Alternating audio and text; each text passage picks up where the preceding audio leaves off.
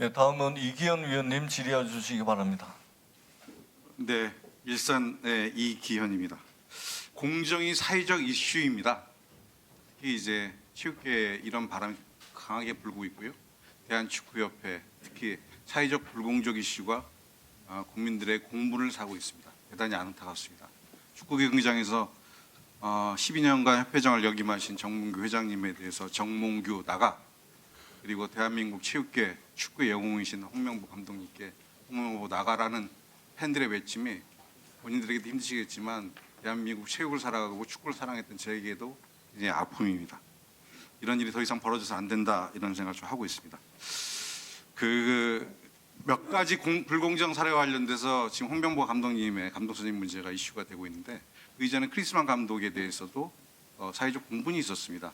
간단하게 다 아실 얘기입니다만, 이 크리스만 감독이 2022년 카타르 월드컵 때 그 행사장에서 회장님을 만나 뵙고 내가 여기서 놀고 있는데 대한민국 감독에 관심이 있다라고 얘기를 합니다. 본인이 농담조로 얘기했다라고 본인은 얘기합니다. 그런데 몇 주 뒤에 대한축구협회도 연락이 왔고, 그리고 본인이 절차에 따라서 감독이 되었다라고 본인의 고향인 독일의 슈피길제의 인터뷰에 이렇게 얘기를 했고, 국내 신문에도 보도된 바가 있습니다. 상당히 어처구니 없는 상황입니다. 홍명도 감독님 선임 관련돼서는 11차에 걸린 전력강화위원회가 있었지만, 크리스만 감독 관련돼서는 단 2번의 전력강화위원회 회의가 있었습니다. 화면 좀 띄워봐 주시겠어요? 네. 크리스만 감독이 그렇게 카타르에서 회장님을 만나고 난 뒤에 전력강화위원회 마이크 블러 위원장 그리고 축구협회 사무국에서 첫 회의를 하면서 이승환 팀장이라는 분이 이렇게 얘기를 합니다. 위원장과 대한축구협회 사무국의 선임에 대한 위임을 해주셨으면 하는 바람입니다 라고 얘기했고, 몇몇의 위원들이 아니 정광희가 감독 선임 관련돼서 권한을 가지고 있는데 이렇게 되느냐라고 문제제기가 있었지만 믿어주십시오, 맡겨주십시오 하고, 두 번째 회의가 약 한 달 뒤인 2월 27일 날 있습니다. 27일 날 밀러 위원장이 저런 식으로 61명서부터 줄여서 크리스만 감독으로 확정했습니다라고 결정 통보를 합니다. 이걸로 정광희가 회의가 끝나버립니다. 대단히 문제가 있었죠. 크리스만 감독은 아시다시피 선수로서는 위대했지만 감독으로서 지도력은 국제적 평가 끝난 감독이었고 이미 오랫동안 쉬고 있었던 감독입니다. 제 대한민국 국가대표 감독이 되건 뒤에 1년간 성적 부진 그리고 자질 문제 등으로 1년 만에 하차했고, 그로부터 위약금 30억 원이라고는 추산입니다만 제가 정확한 자료를 받아보지 못했습니다만 이런 대한축구협회에 막대한 피해를 안겼습니다. 법률적으로 따지면 명백한 업무상 배임에 해당됩니다. 회장님 어떻게 생각하십니까? 제가 간단히 설명드려도 돼요? 네, 간단하게 말씀해 주십시오. 시간이 많지 않아서. 간단하게 설명할 일은 아닌데요. 제가 그 크린스만 감독을 잘 알아가지고 이렇게 선임됐다고 이렇게 설명하고 있습니다. 그 크린스만 감독은 제가 U20 때 그 아들이 그 U20에 참가해가지고 그때 처음 지인의 소개로 처음 봤고요. 그 카타르에서 두 번째로 만났습니다. 제가 잘 알아서 이거는 좀 네. 오해에서 비롯됐다고 생각합니다. LG에도 그렇게 얘기를 했으니까요.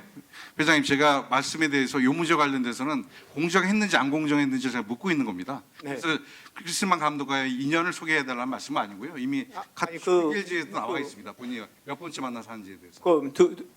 두 번째 카타르에서 만났고요. 본인이 강력하게 한국 감독을 하고 싶다 이렇게 저한테 의견을 표했습니다. 본인은 농담조로 얘기했다는 게 슈피겔지에 대한 본인의 인터뷰 내용입니다. 그런데 회장님께서는 그걸 무겁게 받아들이셨고, 그리고 몇 주 뒤에 대한축구협회로부터 연락을 받았고 감독 선임 절차에 진행이 돼서 본인이 감독이 됐다라는 게 크리스만의 슈피겔지 인터뷰 주 내용입니다. 그러니까 한번 찾아보시고요. 예, 이따 다시 말씀해 주시죠. 정인석 정광위원장님 갑작스러운 사태가 이 불공정 이슈의 시작이었습니다. 10차 정강위가 끝나고 사회명을 압축한 뒤에 그리고 회장님께 보고를 했다고 하고요. 회장님께 아까 말씀하셨듯이 감독들에 면접을 실시하라고 지시를 했는데 면접을 실시하는 지시를 받고 그 다음날 사퇴하셨어요. 정혜성 회장님 왜 사퇴하셨습니까? 그때는 제가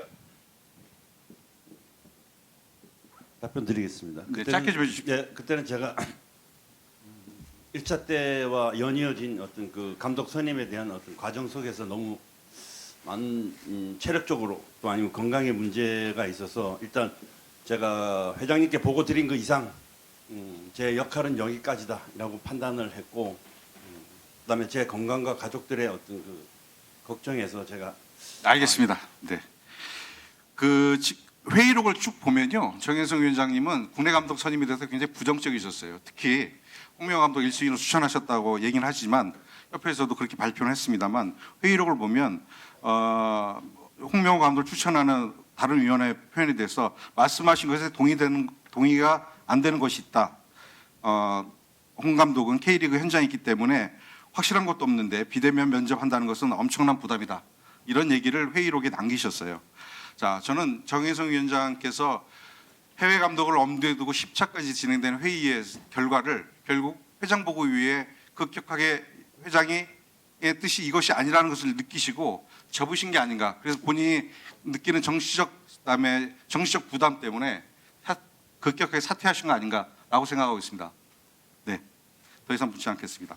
그 다음으로 이임생 위원장께서 기술이사신데 갑자기 배석자 하셨어요. 저는 이것도 잘 이해가 안 되는데 회의에 10번의 회의에 배석을 합니다. 그리고 마지막에는 회의를 거의 주도하다시피 하시는데, 자, 정권 위임을 하셨어요. 배석자에게, 위원이 아닌 분. 이게 합법적으로 법률적으로 맞습니까? 저는 맞지 않다고 생각합니다.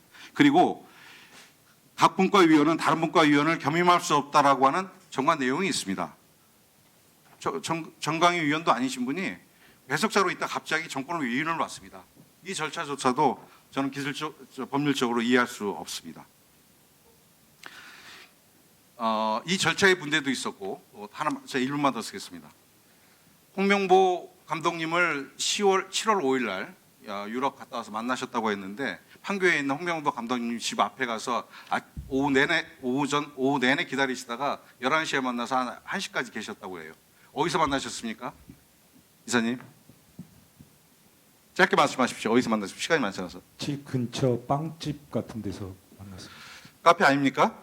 11시에 여는 빵집 있습니까? 밤이라서 저도 커피숍이랑 빵집 그렇게 두 개로 이렇게 이해하고 있었습니다. 네, 11시에 여는 빵집은 없습니다. 제가 주변 다 뒤져봤고요. 의원님, 예. 솔직히 말씀드려도 될까요? 그 빵집은 홍명보 감독님이 알고 지내시는 지인이라 그래서 문을 열 수 있었습니다.